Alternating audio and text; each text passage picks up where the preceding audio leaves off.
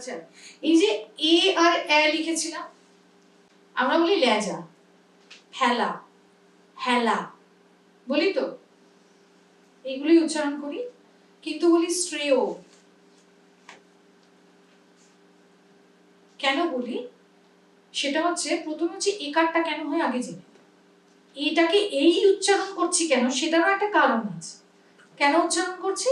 যুক্ত ব্যঞ্জনের ক্ষেত্রে, মানে যুক্ত ব্যঞ্জন কোনটা?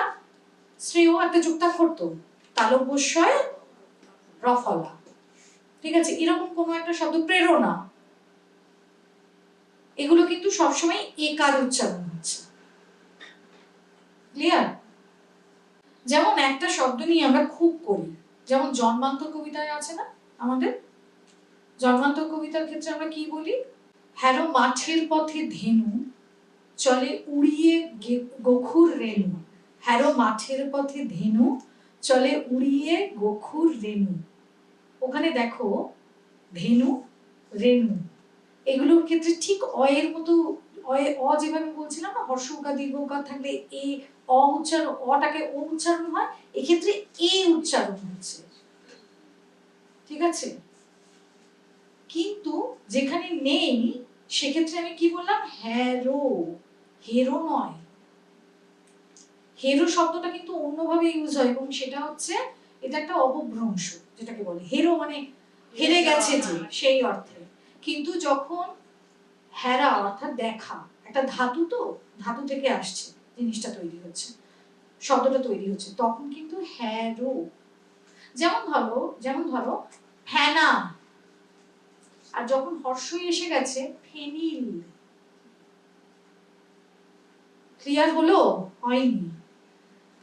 অয়ের পরে যখন হর্ষই থাকছিল ওকার বলছিলাম, এর পরে যখন হর্ষই থাকছে বা হর্ষও থাকছে, মানে হর্ষইকার বা হর্ষউকার থাকছে, তখন এ উচ্চারণ করছি, রেণু, ধেনু, ফেনিল, ঠিক আছে?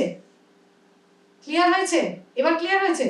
আচ্ছা, কি এগুলো বলছি, আগে এগুলো বলিনি, একটা একটা করে না বলে ওরা অত তাড়াতাড়ি পারবে না। কাকু আপনি তো খুব ফাস্ট লিখছেন। হ্যাঁ, ওই যে বললাম যে হর্ষইকার বা হর্ষউকার যদি পরে থাকে, যেমন ধরো রেণু, ফুলের রেণু বললাম আর কি, ধেনু মানে হচ্ছে গরু, রেণু, ধেনু, ফেনিল, এগুলো হচ্ছে একার উচ্চারণ হবে, ঠিক আছে। একারের পরে, আদ্য একারের পরে, আদ্য একার মানে প্রথমে ধরে নিচ্ছি শব্দটা শুরু হচ্ছে একার দিয়ে, তারপরে যদি হর্ষই থাকে বা হর্ষও থাকে, তখন আমরা বলছি একার উচ্চারণ করছি। আর কিসে বললাম? যুক্তাক্ষরের ক্ষেত্রে বললাম, যুক্ত ব্যঞ্জন বা যুক্তাক্ষরের ক্ষেত্রে, যেমন শ্রেয় বললাম, প্রেরণা বললাম, রফলা আছে তো ওখানে, ওই জন্য তখন শ্রেয়, প্রেরণা এগুলো কেউ বলেও না, শ্রেয় প্রেরণাই বলি আমরা, ঠিক আছে, অসুবিধা নেই। এবার ঠিক আছে, এইবার হচ্ছে শব্দের প্রথমে এ আছে, তারপরে অ, আ, উ, অনুস্বার, হর্ষই, হর্ষ, এগুলো যদি অনুপস্থিত থাকে, ক্লিয়ার? লেখো, এটা লেখো, শব্দের প্রথমে এ আছে, ওকে, তারপরে কি কি একটু আগে বলেছিলাম, হর্ষই আর হর্ষের কথা বলেছিলাম, তাই তো, তার সঙ্গে কি কি যুক্ত হলো? অ, আ, উ এবং অনুস্বার, এটা যদি থাকে, অ, আ, উ, অনুস্বার, আবার বলবো, অ, আ, উ, অনুস্বার, হেন, নটা কি? ন যুক্ত অ, ফেনা, ন যুক্ত আ, হর্ষই আর হর্ষটা বুঝেছো তো? রেণু, ধেনু, ফেনিল বোঝা গেছে? আর ঠিক উল্টোটা বলছি এখন, এখন বলছি অ আছে অথবা আ আছে, আগে প্রথমে অ আর আটাই ভাবি, ফেনা, হেন, কেন, সবসময় বলছি আমরা কেন, তখন তো কেন বলি না, কারণ ওর প্রথমে একার আছে, কয়ে একার, তারপরে ন আছে, দন্ত ন, এই দন্ত নয়ের সঙ্গে কি আছে, অ আছে, তাই তো? ফেনার সঙ্গে কি আছে, নয়ের সঙ্গে আ আছে। ক্লিয়ার? স্বরধ্বনি, স্বরবর্ণটাকে কি ইজি লাগে না, কিন্তু স্বরধ্বনি বিশেষ করে যখন শব্দের মধ্যে স্বরধ্বনিকে আমরা প্রয়োগ করছি তখন কিন্তু সব থেকে শক্ত। ব্যঞ্জন ধ্বনির অত সমস্যা নেই সেগুলো। আচ্ছা আমি এখানে লিখেছি যেটা দেখতে পাচ্ছ, প্রথমে আছে একার, তারপরে আছে আ, অ, উ বা অনুস্বার। সেক্ষেত্রে এ উচ্চারণ হলো, যে এ লিখেছিলাম ওই এটা উচ্চারণ হলো। হেলা, হেলা, ঠিক আছে? হেনা,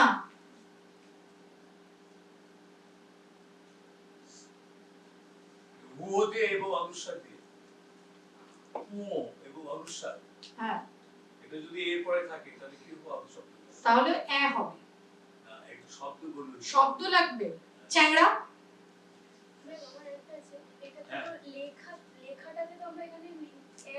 হ্যাঁ এইটা এই ওই জন্যই তো বললাম এইটা খুব কনফিউজিং, এখানে কিন্তু বানান চেঞ্জ হয়ে যায় না।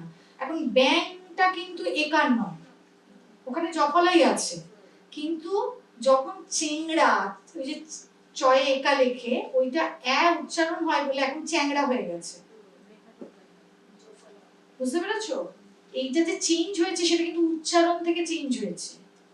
আগে বয়ে একা, দেখবে উপেন্দ্র কিশোর রায়চৌধুরীর গল্প যদি তোমরা পড়ো তাতে দেখবে ব্যাং লেখা আছে বয়ে একা ও, ওখানে ব্যাং লেখা নেই, এটা উচ্চারণ থেকে হয়েছে। ম্যাম চ্যাংড়া তো হলো, হ্যাঁ এখানে হচ্ছে ন্যাংটো, অনুসার, চেংড়ি, এটা কি হবে তাহলে? ওটা কি চেংড়ি হবে? ওখানে যে হর্ষই আছে, হ্যাঁ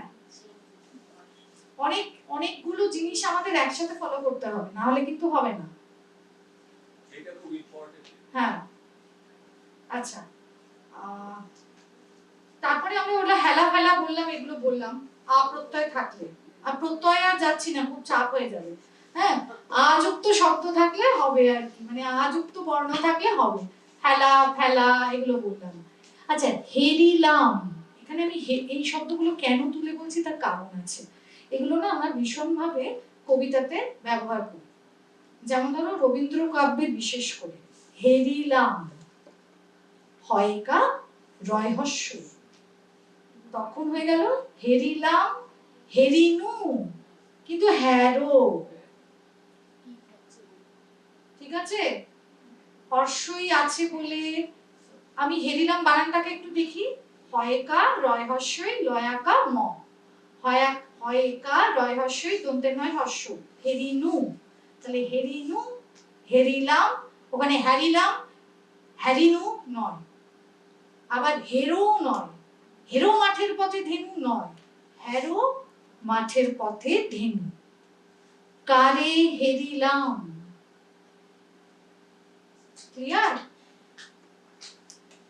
এরপরে যারা কবিতাতে গন্ডগোল করবে, হওয়ার কথা না, এটা যদি মনে থাকে, তাই তো? আচ্ছা এইবার আমি একটু আর এটা বোঝানোর পরে বর্গীয়তে যাই, কারণ সবাই ভীষণ ভাবে কনফিউজ হয়ে গেছে। মুখ চোখ দেখে মনে হচ্ছে যে আমি সবাইকে একটা পরীক্ষার মধ্যে ফেলে দিয়েছি, ব্যাপারটা তা নয়। এই জিনিসটা খুব ইম্পর্টেন্ট, অ আর একারটা, এই কারণে আমি আগে এগুলো মেনশন করলাম স্বরধ্বনির মধ্যে। হর্ষ টর্ষ অতটা সমস্যা নেই, আমরা ওটা পরে বললেও পারবো। আমাদের যা সময় আছে তাতে আমাদের মিনিমাম 9টায় তো আমাদের ছেড়ে দিতে হবে হল, তো 8টার একটু আগে আমরা মাইক্রোফোনটা শুরু করব, তাই একটু আমি বর্গীয় উচ্চারণে যাই, আবার এইগুলোতে ফিরে আসবো। তাহলে আমরা কি কি শিখেছি এতক্ষণ? স্বরধ্বনি হচ্ছে 7টা, 11টা স্বরবর্ণ, কিন্তু স্বরধ্বনি হচ্ছে 7টা। অ আদ্য অ আর আদ্য এর ক্ষেত্রে আমাদের কি কি সূত্র আছে উচ্চারণে সেগুলো আমাদের মোটামুটি জানা হয়ে গেছে। হয়েছে তো? যদি এখানে কিছু কনফিউশন থাকে পরবর্তীকালে তোমরা আমাকে মেসেজ করতে পারো, আমি উত্তর দিই। বাইরের সবাইকে বলছি যারা বাইরে রয়েছে, আর যারা ক্লাসে রয়েছে তারা পরের ক্লাসটা তো এটা নিয়েই যাবে আমি নিশ্চিত, তো সেটাতে কোনো অসুবিধা নেই। একটা কেন দুটো ক্লাসে যেতে পারে, তাতে কোনো অসুবিধা নেই। হ্যাঁ আমি জানি, তোমার মুখ দেখেই আমি বুঝতে পারছি তুমি সব তোমরা করবে কি, প্রত্যেককেই বলছি যা যা সূত্র আমরা শিখলাম সেই অনুযায়ী আমরা একটা করে শব্দের লিস্ট বানাবো, বানিয়ে দেখবো যে কোথায় কোথায় আমাদের অসুবিধা হচ্ছে, সূত্র মিলছে না মিলছে না, কেন মিলছে না, নমর্থক শব্দ খেয়াল রাখবে, সৎ বা সৎ যোগের শব্দ খেয়াল রাখবে, তারপরে ঠিক আছে, এগুলো যদি এর পরেও যদি না মেলে তখন আমাকে প্রশ্ন করবে, ঠিক আছে।